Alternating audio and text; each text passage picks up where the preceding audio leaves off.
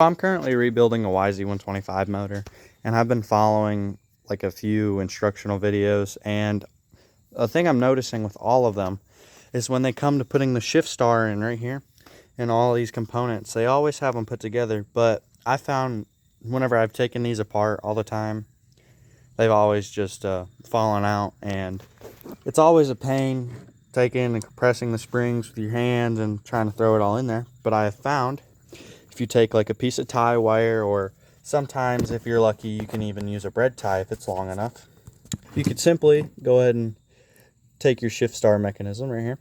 You could throw your springs in there, make sure they do their thing, you know. You take your little metal clip here, you slide it in place. Notice flat side down, rounded side up. Do the same thing again. Can't really mess this part up. Alright, see how it's in there? I'm going to compress it. I'm going to take my piece of tie wire. I'm simply just going to wrap it around here, just around the spline. And then I'm going to compress out with my hands. I'm going to twist it just like that. Notice how she stays in there. It might need to go a little tighter, but you could always go back and do that with some pliers. Now that we have that all wrapped up, we have this piece and this piece right here. And in the engine, you're going to see this just like this. It's simply going to sit right here. See, bolt hole, bolt hole. This goes down, and this eye will be facing this way. So I'm going to set this up, and I'm going to try to get this in here just as good as I can for y'all. Alright, so since it goes in the motor like this, and the eye goes this way, just gonna, see this? Slide it right up and over just like this. So now we're just gonna take it, we're gonna try to plop it all down in here. Doing this one-handed, so it's a little difficult, but you gotta just try to finagle it in there just as best as you can here. You're gonna have to, if you didn't make that wire tight enough, you'll probably have to go back and push in on the little feet right there, and then there's another one right under here. So I'll go ahead and do that real quick. Yeah, all I did was I just slowly pushed down, and I took one of these picks right here, and I pushed in on one of the feet, pushed down a little bit. Then I came right over here on the second foot, pushed in. Right, you don't want your bolts to be all the way tight. You just want them to be tight enough to where this can't go anywhere.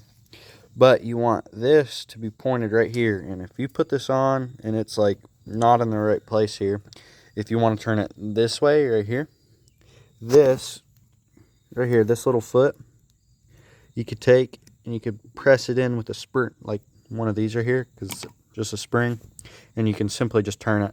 This right here is neutral, but now we might not even need a pair of pliers. I'm going to try to do this with my hands, and if I can't, then I'll cut to me with some pliers. Here's a perfect example here for you. I started to undo it, and it started twisting, but you could just pop this out, and if that happens to move on you, you can't really just twist it.